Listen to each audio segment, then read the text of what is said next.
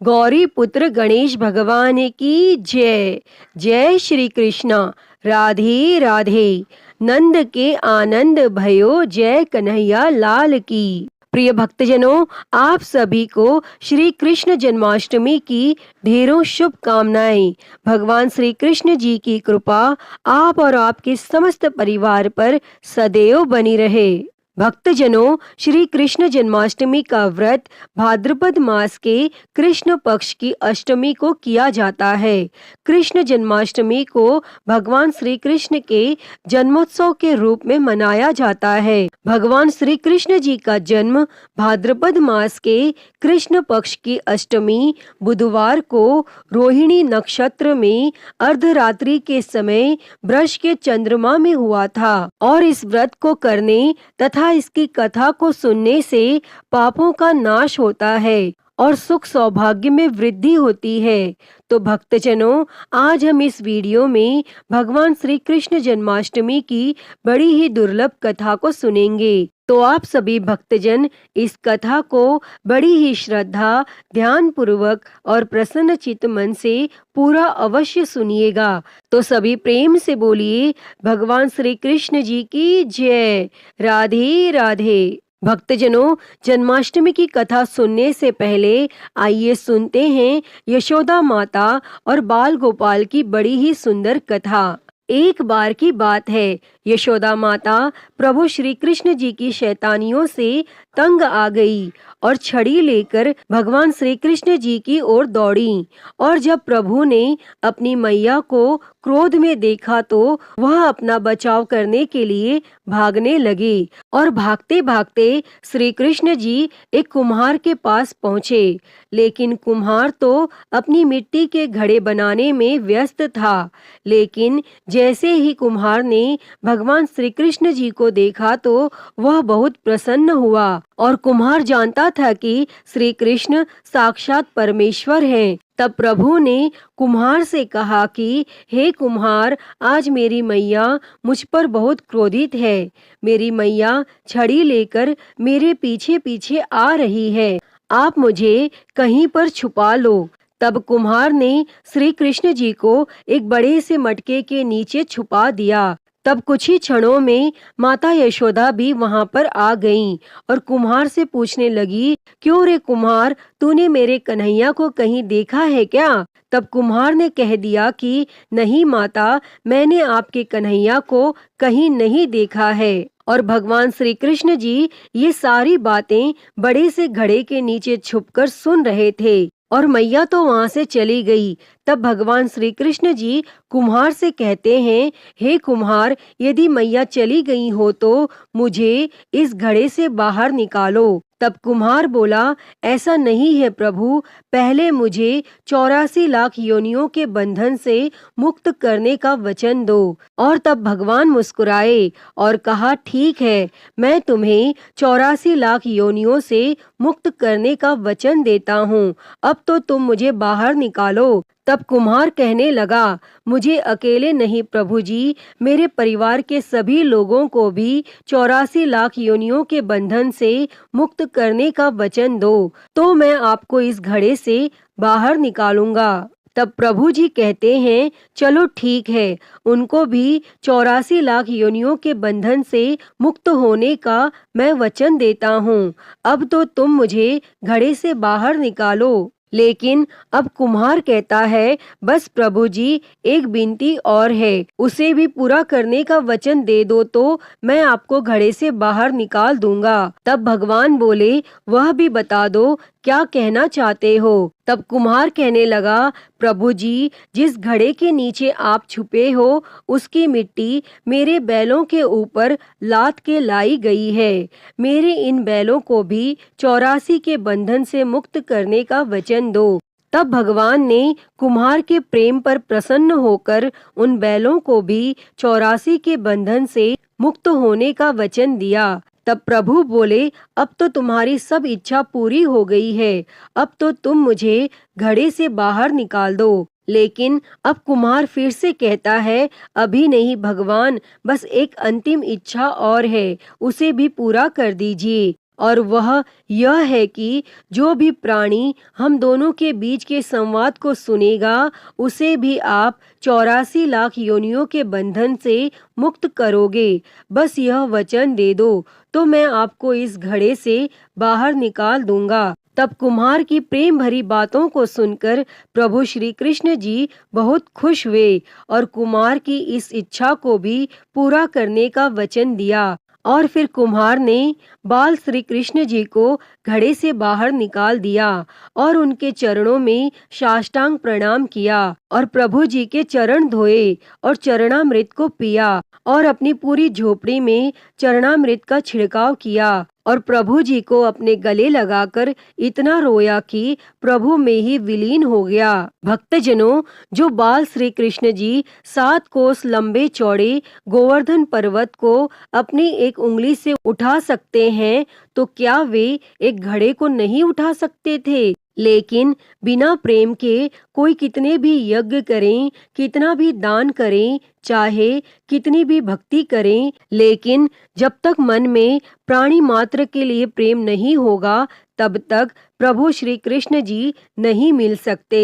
तो सभी प्रेम से बोलिए श्री राधा कृष्ण भगवान की जय। प्रिय भक्तजनों, आइए अब सुनते हैं भगवान श्री कृष्ण जी की एक बड़ी ही दुर्लभ और पुण्य फलदायी कथा। तो सभी प्रेम से बोलिए वृंदावन बिहारी लाल की जय। एक समय ब्रजभूमि में भगवान श्री कृष्ण के एक परम भक्त कुंभन दास रहते थे। कुंभन दास का एक पुत्र रघुनंदन था और कुंभन दास हर वक्त श्री कृष्ण की भक्ति में लीन रहते थे और पूरे नियम से भगवान की पूजा और सेवा किया करते थे और वे उन्हें छोड़कर कहीं नहीं जाते थे ताकि उनकी सेवा में कोई कमी न आए। और एक दिन वृंदावन से उनके लिए भागवत कथा करने का न्योता आया तो पहले तो कुंभन दास ने मना कर दिया, लेकिन कुछ सोच विचार कर बाद में वे कथा में जाने के लिए तैयार हो गए और उन्होंने सोचा कि भगवान की सेवा की तैयारी करके वे रोजाना कथा करके वापस लौट आएंगे और जिससे भगवान की सेवा नियम से हो सकेगी और यह सेवा टूटेगी नहीं। तब उन्होंने अपने पुत्र को समझा दिया कि वे भोग तैयार कर चुके हैं और उन्हें बस समय पर ठाकुर जी को भोग लगाना है और इसके बाद वे प्रस्थान कर दिए और कथा वाचन के लिए चले गए।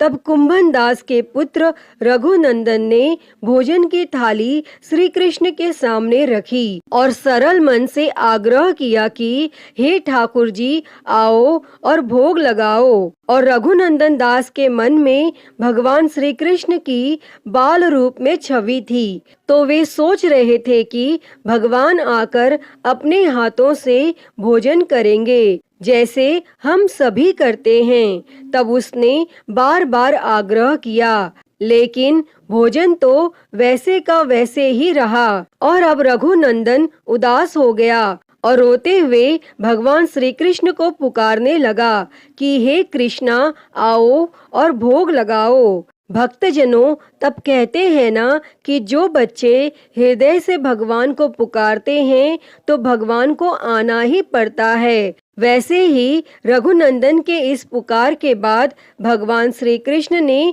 बालक का रूप धर लिया और भोजन करने बैठ गए। और जब कुंभन दास ने घर में आकर रघुनंदन से प्रसाद मांगा तो उसने कह दिया कि ठाकुर जी ने तो सारा प्रसाद, सारा भोजन खा लिया, मैं आपको प्रसाद कहाँ से दूं? तब कुंभन दास को लगा कि बच्चे को भूख लगी होगी और वही सारा भोजन खा गया होगा, लेकिन अब तो यह रोज की कहानी हो गई थी।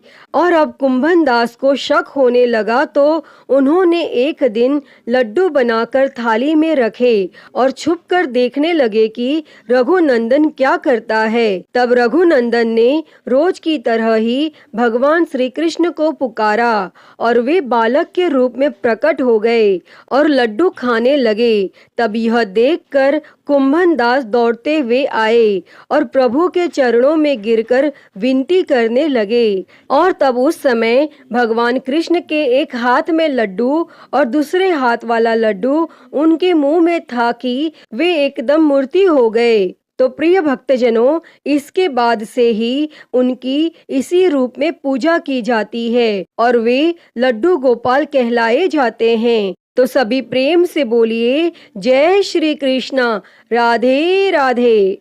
प्रिय भक्तजनों, आइए अब सुनते हैं श्री कृष्ण जन्माष्टमी की व्रत कथा। तो सभी प्रेम से बोलिए भगवान श्री कृष्ण जी की जय, राधे राधे। द्वापर युग में पृथ्वी पर राक्षसों के अत्याचार बढ़ने लगे और पृथ्वी गाय का रूप धारण कर अपनी कथा सुनाने के लिए तथा उद्धार के लिए ब्रह्मा जी के पास गई। पृथ्वी पर पाप कर्म बहुत बढ़ गए। तब यह देखकर सभी देवता भी बहुत चिंतित थे। तब ब्रह्मा जी सब देवताओं को साथ लेकर पृथ्वी को भगवान विष्णु के पास क्षीर सागर ले गए और उस समय भगवान विष्णु अनंत शैया पर शयन कर रहे थे और स्तुति करने पर भगवान की निद्रा भंग हो गई और भगवान ने ब्रह्मा जी एवं सभी देवताओं को देखकर उनके आने का कारण पूछा। तो पृथ्वी बोली, भगवान, मैं पाप के बोझ से दबी जा रही हूँ, मेरा उद्धार कीजिए। और यह सुनकर भगवान विष्णु उन्हें आश्वस्त करते हुए बोले, चिंता न करें, मैं नर अवतार लेकर पृथ्वी पर आऊंगा और इसे पापों से मुक्ति प्रदान करूंगा। और मेरे अवतार लेने से पहले कश्यप मुनि मथुरा के यदुकुल में जन्म लेकर वासुदेव नाम से प्रसिद्ध होंगे और मैं ब्रजमंडल में वासुदेव की पत्नी देवकी के गर्भ से कृष्ण के रूप में जन्म लूंगा और उनकी दूसरी पत्नी के गर्भ से मेरी सवारी शेषनाग बलराम के रूप में उत्पन्न होंगे। और तुम सब देवतागण ब्रजभूमि में जाकर यदुवंश में अपना शरीर धारण कर लो। कुरुक्षेत्र के मैदान में मैं पापी क्षत्रियों का संहार कर पृथ्वी को पापों से भार मुक्त करूंगा। और इतना कहकर अंतर ध्यान हो गए। तब इसके पश्चात देवता ब्रजमंडल में आकर यदुकुल में नंद यशोदा तथा गोप गोपियों के रूप में पैदा हुए और वह समय भी जल्दी ही आ गया। द्वापर युग के अंत में मथुरा में ययाति वंश के राजा उग्रसेन राज्य करता था और राजा उग्रसेन के पुत्रों में सबसे बड़ा पुत्र कंस था। देवकी का जन्म उन्हीं के यहाँ हुआ और इस तरह देवकी का जन्म कंस की चचेरी बहन के रूप में हुआ और कंस ने उग्रसेन को बलपूर्वक सिंहासन से उतारकर जेल में डाल दिया और स्वयं राजा बन गया। और इधर कश्यप ऋषि का जन्म राजा शूरसेन के पुत्र वसुदेव के रूप में हुआ और कालांतर में देवकी का विवाह यदुकुल में वसुदेव के साथ संपन्न हुआ। कंस देवकी से बहुत स्नेह करता था, पर जब कंस देवकी को उसके विवाह उपरांत विदा करने के लिए रथ के साथ जा रहा था तो आकाशवाणी हुई कि हे कंस, जिस देवकी को तू बड़े प्रेम से विदा करने जा रहा है उसका 8वां पुत्र तेरा संहार करेगा। और यह आकाशवाणी की बात सुनकर कंस क्रोध से भरकर देवकी को मारने को उद्यत हो गया। तब उसने सोचा न देवकी रहेगी और न ही उसका पुत्र होगा। और इस घटना से चारों तरफ हाहाकार मच गया। अनेक योद्धा वसुदेव का साथ देने के लिए तैयार हो गए, पर वसुदेव युद्ध नहीं चाहते थे। वासुदेव जी ने कंस को समझाया कि तुम्हें देवकी से तो कोई भय नहीं है, देवकी की 8वीं संतान मैं तुम्हें सौंप दूंगा और तब तुम्हारे समझ में जो आए उसके साथ वैसा ही व्यवहार करना। तब उनके समझाने पर कंस का गुस्सा शांत हो गया और वसुदेव जी झूठ नहीं बोलते थे और कंस ने वसुदेव जी की बात स्वीकार कर ली। पर उसने वसुदेव और देवकी को कारागार में बंद कर दिया और सख्त पहरा लगवा दिया। तत्काल नारद जी वहां पहुंचे और कंस से बोले कि यह कैसे पता चला कि 8वां गर्भ कौन सा होगा, गिनती प्रथम से या अंतिम गर्भ से शुरू होगा। तब कंस ने नारद जी के परामर्श पर देवकी के गर्भ से उत्पन्न होने वाले समस्त बालकों को मारने का निश्चय कर लिया।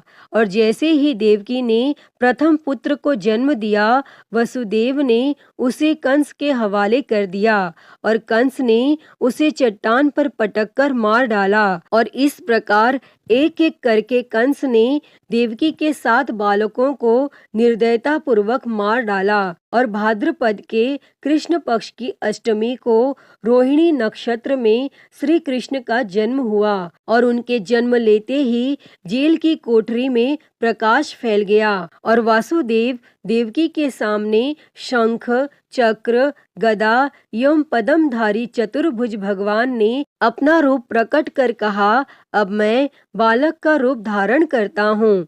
तुम मुझे तत्काल गोकुल में नंद के यहाँ पहुँचा दो और उनकी अभी अभी जन्मी कन्या को लाकर कंस को सौंप दो। और तत्काल ही वसुदेव जी की हथकड़ियाँ खुल गईं और दरवाजे अपने आप खुल गए, पहरेदार सो गए। तब वासुदेव जी भगवान श्री कृष्ण को सूप में रखकर गोकुल को चल दिए और रास्ते में यमुना श्री कृष्ण के चरणों को स्पर्श करने के लिए बढ़ने लगी। तब भगवान ने अपने पैर लटका दिए।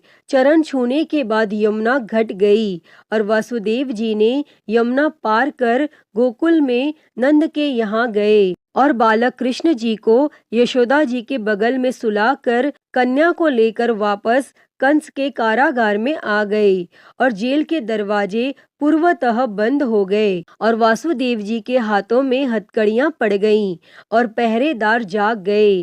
तब कन्या के रोने पर कंस को खबर दी गई। तब कंस ने कारागार में जाकर कन्या को लेकर पत्थर पर पटक कर मारना चाहा, परंतु वह कंस के हाथों से छूटकर आकाश में उड़ गई और देवी का रूप धारण कर बोली, हे कंस, मुझे मारने से क्या लाभ? तेरा शत्रु तो गोकुल में पहुंच चुका है। और यह दृश्य देखकर कंस हतप्रभ और व्याकुल हो गया। कंस ने श्री कृष्ण को मारने के लिए अनेक दैत्य भेजे और भगवान श्री कृष्ण ने अपनी अलौकिक माया से सारे दैत्यों को मार डाला और बड़े होने पर कंस को मारकर उग्रसेन जी को राजगद्दी पर बैठाया। और भगवान श्री कृष्ण के जन्म की इस पुण्य तिथि को तभी से सारे देश में बड़े हर्षो उल्लास से जन्माष्टमी के रूप में मनाया जाता है। अतः हे भगवान श्री कृष्ण जी, इस कथा को कहते, सुनते और हुंकारा भरते सभी पर अपनी कृपा सदैव बनाए रखना। तो सभी प्रेम से बोलिए, जय श्री कृष्ण, राधे राधे।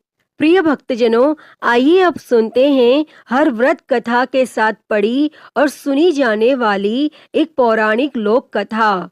इस कथा के अनुसार एक लपसी था और एक तपसी था। तपसी हमेशा भगवान की तपस्या में लीन रहता था और लपसी रोजाना 1.25 सेर की लापसी बनाकर भगवान को भोग लगाकर जिम लेता था। और एक दिन दोनों लड़ने लगे। तपसी बोला, मैं रोज भगवान की तपस्या करता हूँ, इसीलिए मैं बड़ा हूँ। लपसी बोला, मैं रोज भगवान को 1.25 सेर लापसी का भोग लगाता हूँ, इसीलिए मैं बड़ा हूँ। तब उसी समय नारद जी वहां से गुजर रहे थे और दोनों को लड़ता देखकर तब उनसे पूछा कि तुम क्यों लड़ रहे हो? तब तपसी ने खुद के बड़ा होने का कारण बताया और लपसी ने अपना कारण बताया। तब नारद जी बोले, तुम्हारा फैसला मैं कर दूंगा।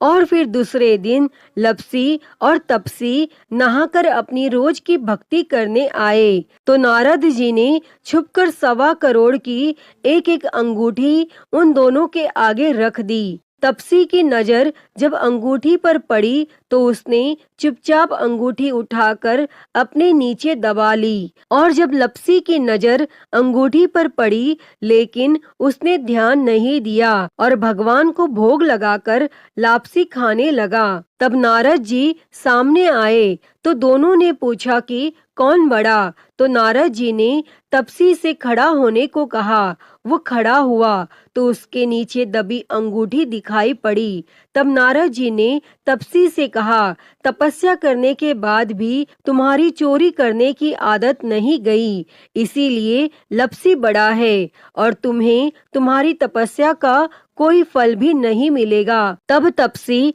शर्मिंदा होकर माफी मांगने लगा। तब उसने नारद जी से पूछा, मुझे मेरी तपस्या का फल कैसे मिलेगा? तब नारद जी ने कहा, यदि कोई गाय और कुत्ते की रोटी नहीं बनाएगा तो फल तुझे मिलेगा। यदि कोई ब्राह्मण को भोजन करवाकर दक्षिणा नहीं देगा तो फल तुझे मिलेगा।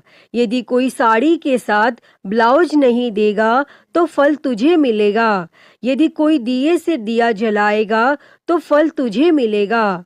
और यदि कोई सारी कहानी सुने लेकिन तुम्हारी कहानी नहीं सुने तो फल तुझे मिलेगा। और उसी दिन से हर व्रत कथा कहानी के साथ लपसी तपसी की कहानी भी सुनी और कही जाती है। प्रिय भक्तजनों, तो मैं उम्मीद करती हूँ कि आपको आज की ये कथा पसंद आई होगी और अगर वीडियो अच्छी लगी हो तो इसे लाइक करें, ज़्यादा से ज़्यादा शेयर करें और कमेंट बॉक्स में राधे राधे लिखना ना भूलें। और महाकाल भक्ति ज्ञान चैनल को सब्सक्राइब कर नोटिफिकेशन बेल को ज़रूर ऑन कर लें। हर हर महादेव। धन्यवाद।